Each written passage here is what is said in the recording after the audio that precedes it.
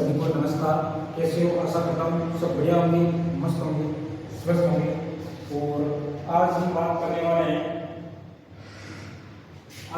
करेंगे राजस्थान की राज्य व्यवस्था के अंदर। हमारी आज सेकंड क्लास है और जिसके अंदर हम पढ़ रहे थे राज्यपाल के बारे में। राज्यपाल की फर्स्ट क्लास एक हमने देखी है जिसके अंदर राज्यपाल के बारे में सामान्य जानकारी थोड़ी देखी और इसके बारे में जो आर्टिकल 153 था उसको भी हमने देखा और आर्टिकल 154। और मैं बता देता हूँ जो आर्टिकल 154 है, आर्टिकल 154 के अंदर सब क्लोज 1 है और सब क्लोज 2 है। जो हमने जो बात पढ़ी थी कि आर्टिकल 154 के अंदर दे रखा है कि राज्यपाल की राज्य की कार्यपालिका शक्ति वो दे रखा है, वो आर्टिकल किसके अंदर है? 154 के अंदर और सब क्लोज 1 के अंदर है। और आज हम पढ़ेंगे सब क्लोज 2 और सब क्लोज 2 के अंदर दो पार्ट आते हैं। इसके अंदर एक तो पी आता है और एक इसके अंदर क्या आता है? खे आता है। ये दो आज हमें पढ़ने वाले हैं। आर्टिकल 154 1 हमने कल पढ़ लिया और आज हम पढ़ेंगे आर्टिकल 154 2 और जिसके अंदर हम बात करेंगे के बारे में और के बारे में। चलिए देखते हैं। तो एक बार वीडियो को लाइक शेयर कर दीजिए अपना, फिर हमें आगे बढ़ाते हैं। फिर हम क्या करते हैं? आगे बढ़ाते हैं। चलिए, राजस्थान की राज्य व्यवस्था हमारी चल रही थी और इसके अंदर आज हम बात करते हैं आर्टिकल कौन सा है? अनुच्छेद 154 2 और 154 2 के अंदर आज हम क्या बात करेंगे? 154 2 के अंदर क्या देता है? इस अनुच्छेद की कोई बात, कौन से अनुच्छेद की? अनुच्छेद 154 2 की। इस अनुच्छेद की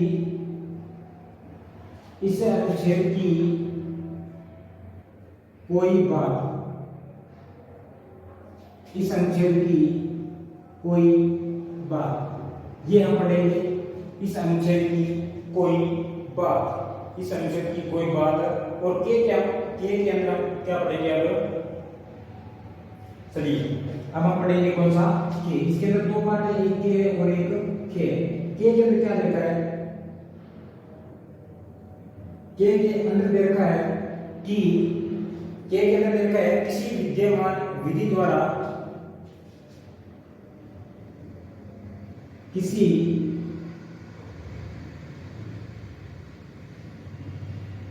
विद्यमान विधि द्वारा किसी विद्यमान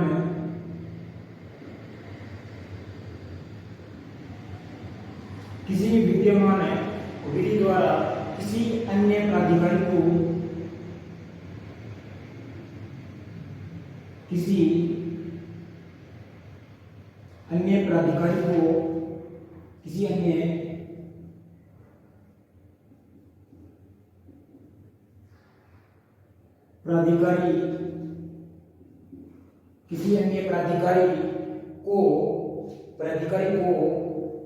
प्रदान किए गए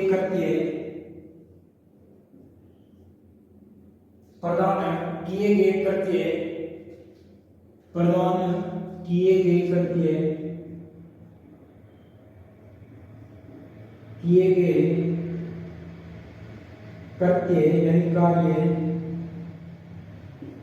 राज्यपाल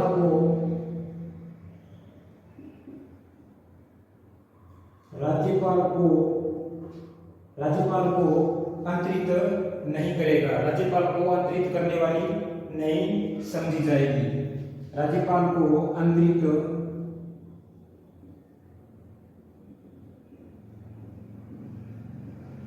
करने वाली नहीं समझी जाएगी। नहीं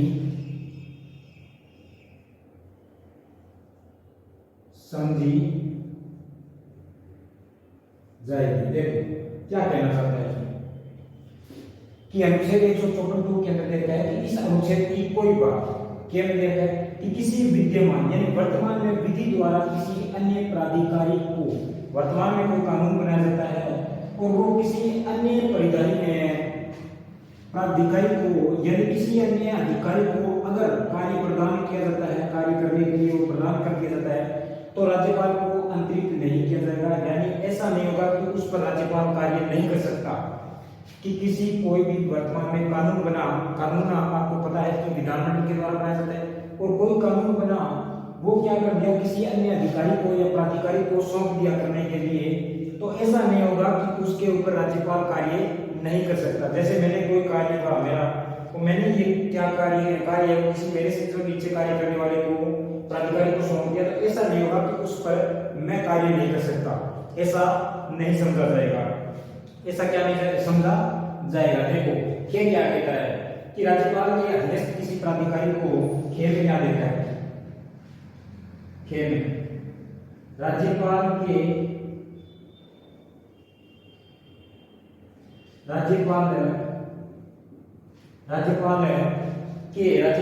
अधीनस्थ किसी प्राधिकारी को राज्यपाल के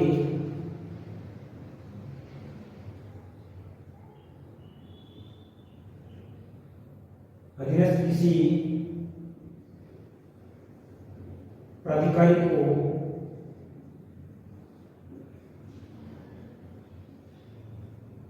राज्यपाल के अधीनस्थ किसी प्राधिकारी को अगर कर्तव्य विधि द्वारा कर्तव्य प्रदान करने की विधि द्वारा कर्तव्य प्रदान करने से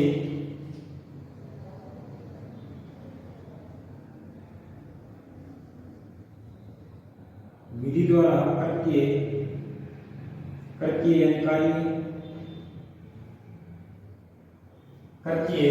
प्रदान करने से संसद या विधानमंडल को निवारित नहीं करेगी। कर्तव्य प्रदान करने से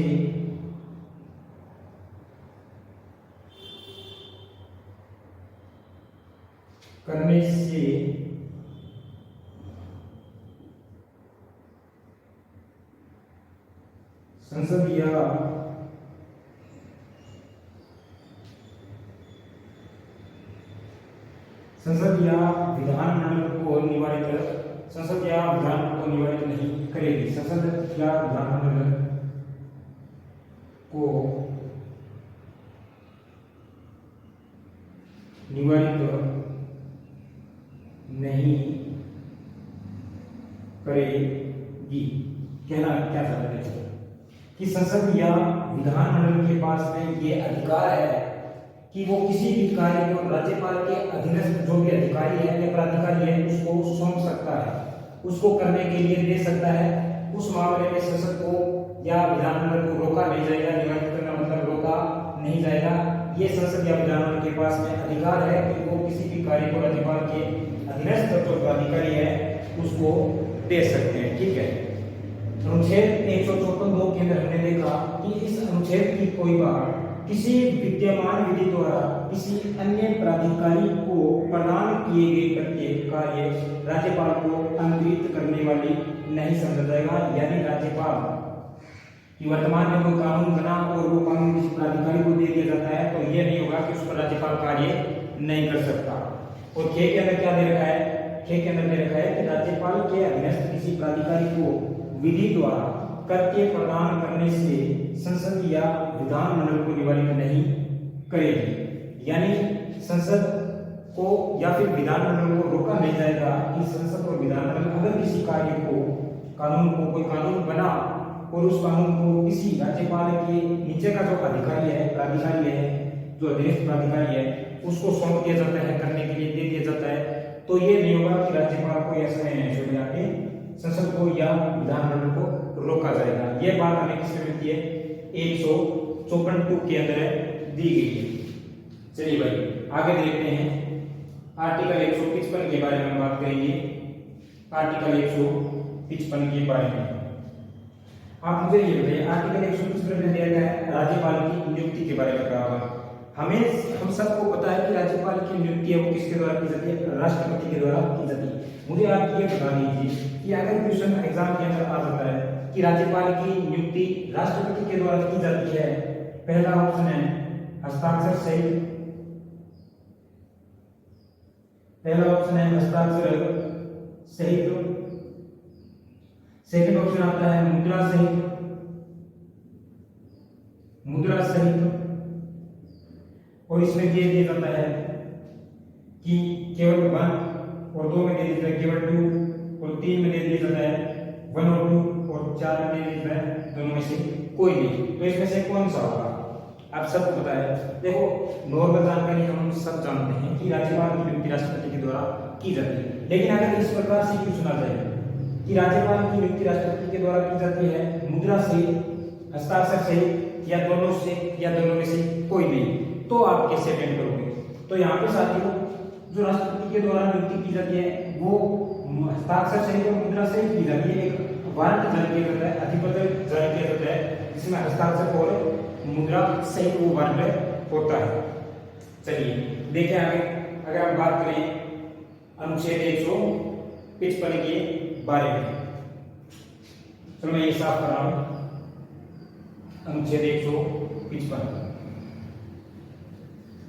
अनुच्छेद 154 में हमने देख लिए। अनुच्छेद 154 में आर्टिकल 1 में है, 154 1 है और आर्टिकल 154 2 है। चलिए अनुच्छेद कौन सा है? अनुच्छेद 155। अनुच्छेद 155 में देखा है राज्यपाल की नियुक्ति के बारे में प्रावधान। राज्यपाल की नियुक्ति का प्रावधान, राज्यपाल की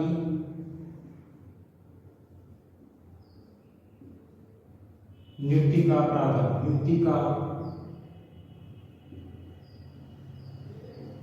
प्रावधान, राज्यपाल की नियुक्ति का प्रावधान अगर पूछा जाता है तो किस आर्टिकल के अंदर है?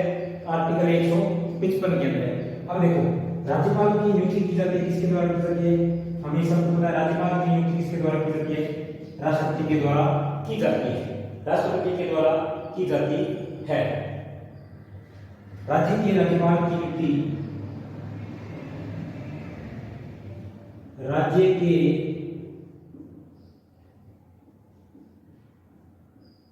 राज्यपाल की नियुक्ति, राज्य के राज्यपाल की नियुक्ति, राज्य के राज्यपाल की नियुक्ति राष्ट्रपति द्वारा, राष्ट्रपति अपने हस्ताक्षर व अपने हस्ताक्षर वह मुद्रा सहित, हस्ताक्षर वह मुद्रा सहित अधिपत्र द्वारा करता है, अधिपत्र द्वारा की जाती है। राज्य के राज्यपाल की नियुक्ति राष्ट्रपति अपने हस्ताक्षर व मुद्रा सहित अधिपत्र जारी करके करता है।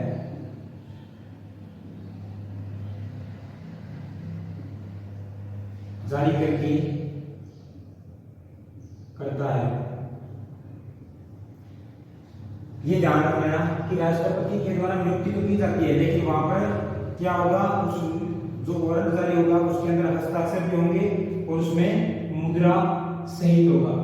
कैसा होगा वो वारंट या अधिपत्र होगा, वो हस्ताक्षर में मुद्रा सहित होगा और राष्ट्रपति के द्वारा नियुक्ति की जाती है। देखो जो हमारी संविधान सभा थी उसके अंदर संविधान सभा निर्माण के समय जो निर्माणकर्ता थे उनके द्वारा वहां पर डिबेट हुई थी, बहस हुई थी, किसको लेकर?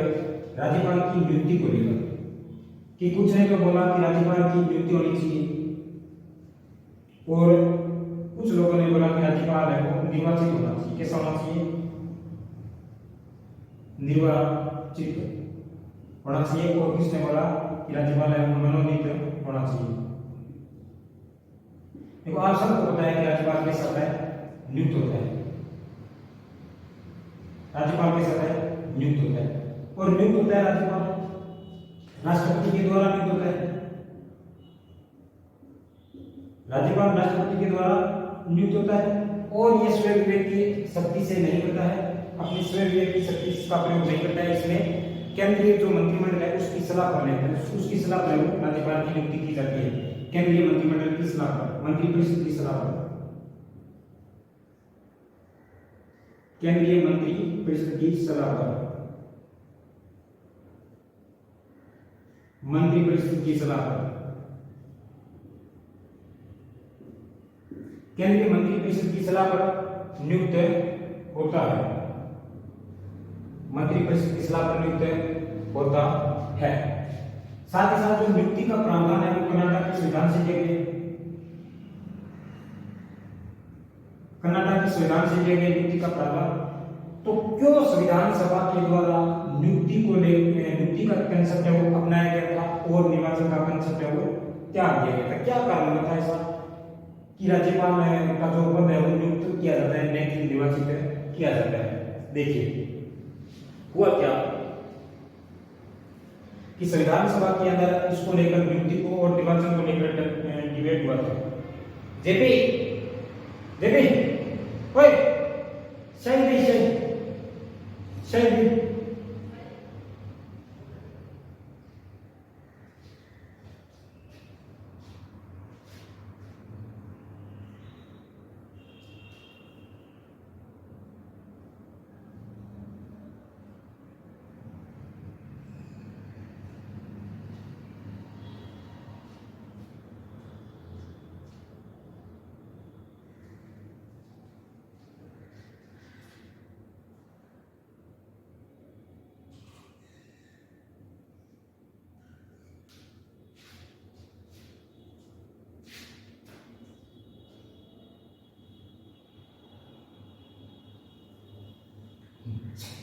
कि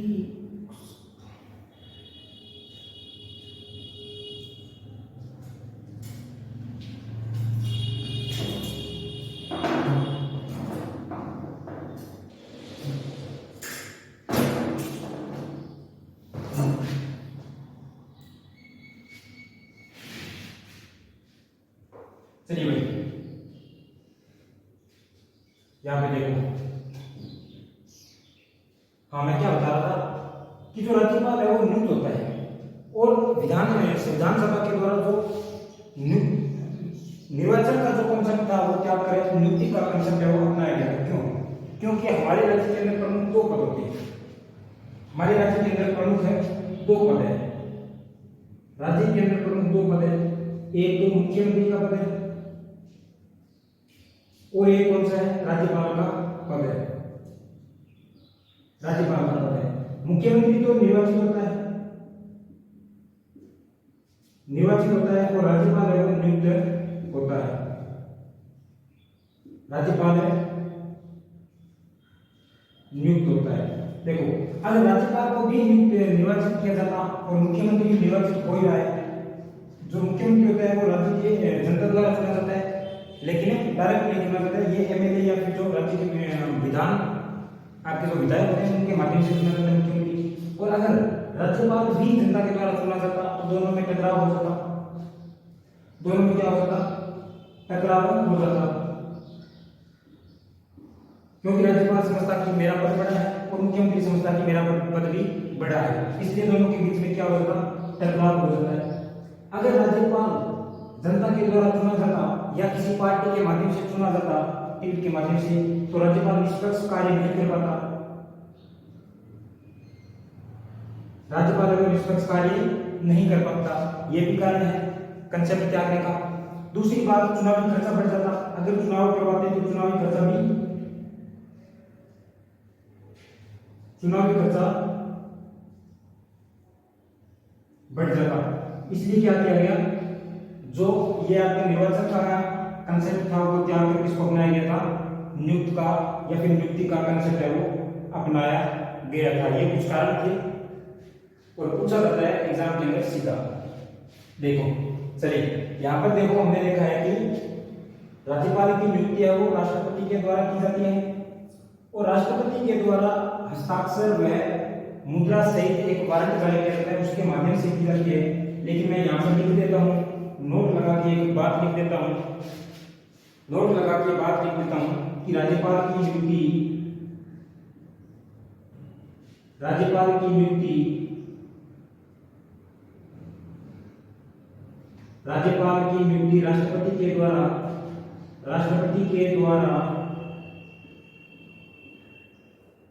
राष्ट्रपति के द्वारा मंत्रिपरिषद की, जो केंद्रीय मंत्रिपरिषद होती है, उसकी सलाह पर की जाती है। राज्यपाल की नियुक्ति राष्ट्रपति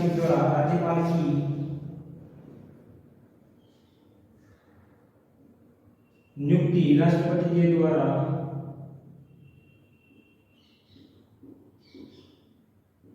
राष्ट्रपति के द्वारा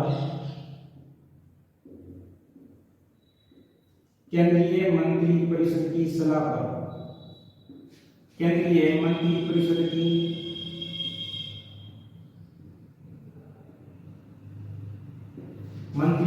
की सलाह पर की जाती है। मंत्रिपरिषद की सलाह पर की जाती है। यानी यहाँ पर जो राष्ट्रपति है वो सर्वविवेक की शक्ति का प्रयोग नहीं करता है। यहाँ पर केंद्र की जो मंत्रिपरिषद है उससे सलाह ली जाती है और उसके बाद में क्या की जाती है, राज्यपाल की नियुक्ति की जाती है। जो राज्यपाल का जो पद का कंसेप्ट है, राज्यपाल का पद कर्नाटक के संविधान से लिया गया है।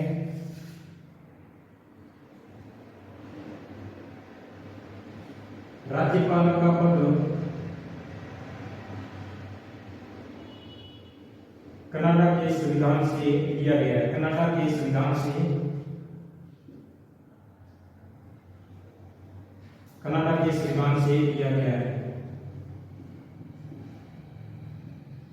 लिया गया है। ठीक है, देखो अनुच्छेद 155 में राज्यपाल की नियुक्ति के बारे में प्रावधान है। राज्यपाल की नियुक्ति का प्रावधान है। इसमें दे रखा है कि राज्य के जो राज्यपाल है उसकी नियुक्ति राष्ट्रपति अपने हस्ताक्षर मुद्रा सहित एक वारंट जारी करके की जाती है। राज्यपाल की नियुक्ति राष्ट्रपति अपनी सर्वविवेक शक्ति का प्रयोग नहीं करके केंद्र का जो मंत्रिपरिषद है उसकी सलाह लेकर राज्यपाल की नियुक्ति की जाती है। और राज्यपाल का जो पद है, ये राज्यपाल का पद है वो कर्नाटक की सरकार से या कर्नाटक के संविधान से लिया गया है। देखो ये जो हमने बात कर ली थी राज्यपाल के बारे में, हमने देख लिया आर्टिकल 153 जिसके अंदर राज्यपाल के बारे में हमें जानकारी देती है। और आर्टिकल 154 के अंदर राज्यपाल की जो कार्यपालिका शक्ति है राज्य की उसके बारे में जानकारी है। और आर्टिकल 155 के अंदर है राज्यपाल की नियुक्ति का प्रावधान। अब हम देखते हैं कि जो ये आपके प्रावधान था वो कंसेप्ट क्यों ताक दिया था, निर्वाचन का कंसेप्ट है वो क्यों त्याग दिया। सीधा पूछा जाता है एग्जाम के अंदर कि इनमें से कौन सा गलत कथन है, इस प्रकार से एग्जाम के आपको बताना होता है। सीधा पूछा जाता है आरपीसी एग्जाम के अंदर खासकर। तो हमें बताना है कि कंसेप्ट है वो क्यों त्याग दिया। संविधान सभा ने निर्वाचित राज्यपाल का कंसेप्ट क्यों त्याग दिया। संविधान सभा ने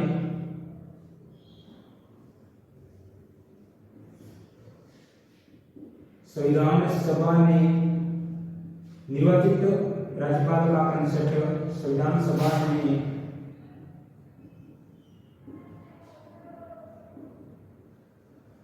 निर्वाचित राज्यपाल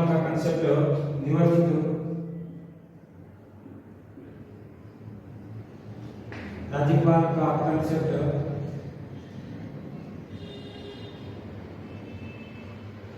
क्यों त्याग दिया।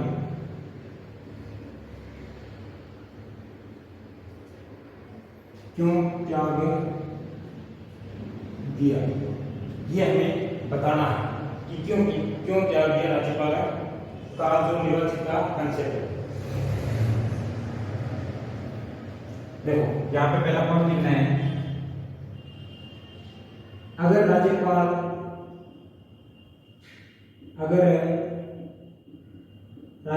निर्वाचित होता, अगर राज्यपाल निर्वाचित होता तो मुख्यमंत्री से सीधा टकराव की संभावना बढ़ जाती। तो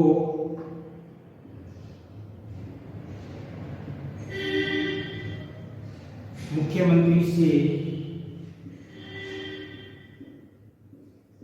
टकराव की संभावना बढ़ जाती।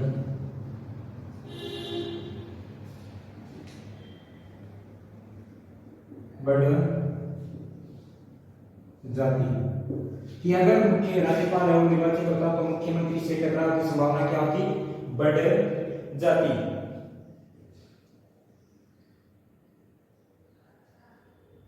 यदि राज्यपाल किसी पार्टी या टीम से निर्वाचित होता, सेकंड पॉइंट है हमारा, यदि राज्यपाल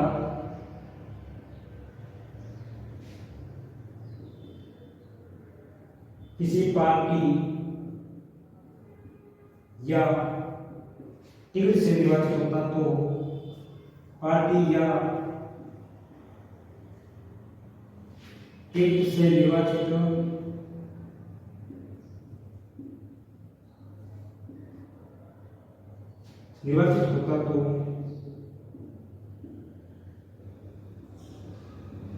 तो राज्यपाल निष्पक्ष व तटस्थ भूमिका नहीं कर पाता। तो राज्यपाल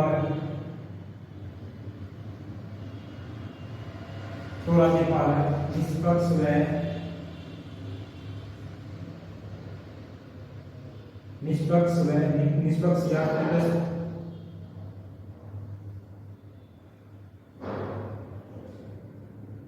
भूमिका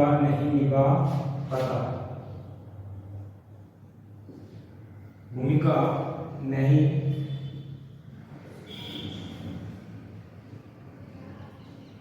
निभा पाता।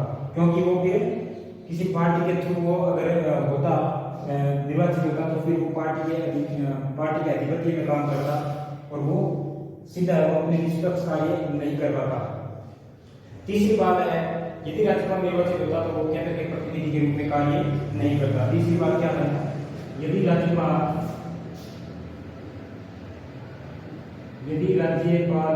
निर्वाचित होता तो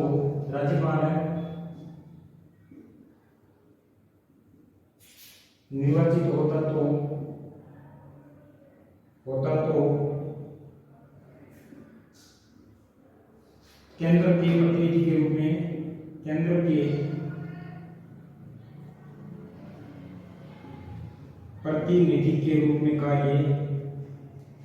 प्रतिनिधि यानी एजेंट या अभिकर्ता के रूप में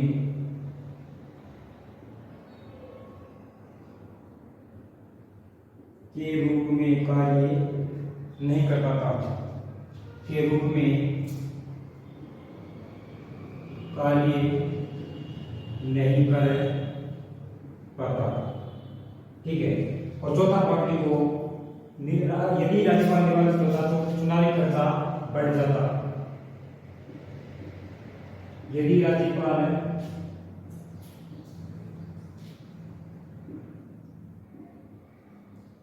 निर्वाचित होता तो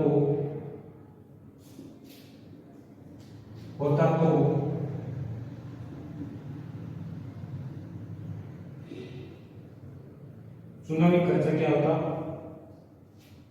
बढ़ जाता।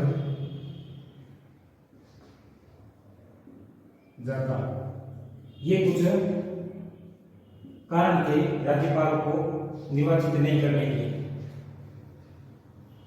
और एक और मैं बता देता हूं कि हमारी जो सरकार है संसदीय प्रणाली का नियम वो फॉलो करती है। शासनीय प्रणाली का नियम फॉलो करती है हमारी सरकार। संसदीय, यहाँ पे लिख देता हूं,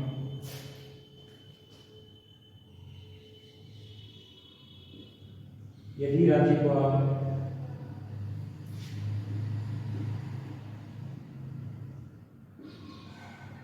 निर्वाचित होता तो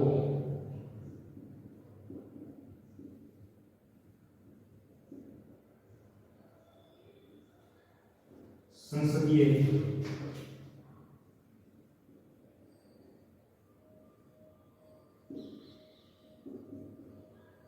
शासन प्रणाली, संसदीय शासन प्रणाली को लागू करना कठिन होता था। संसदीय शासन प्रणाली